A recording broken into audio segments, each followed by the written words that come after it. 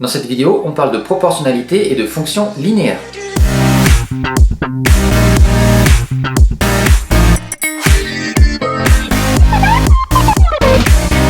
Il faut savoir une chose, c'est que toute situation de proportionnalité peut être représentée par une fonction linéaire. Imaginons par exemple que les cheveux de Jean-Kévin poussent de 0,45 mm par jour.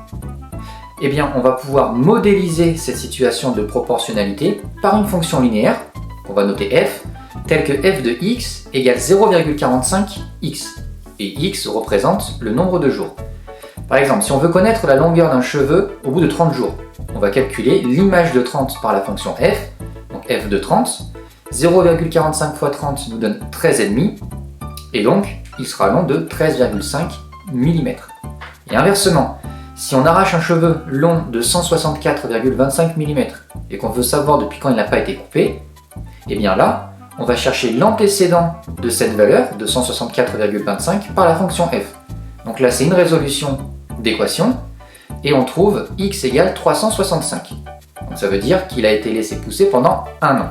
La dernière utilité de ce lien entre fonction linéaire et proportionnalité, c'est la représentation graphique. Une fonction linéaire se représente graphiquement par une droite qui passe par l'origine du repère. Donc ici, par exemple, on va placer le point 0, 0 et un autre point pour pouvoir tracer une droite. Par exemple, au bout de 10 jours, on sait qu'on aura un cheveu long de 4,5 mm, donc on place le point de coordonnées 10 et 4,5.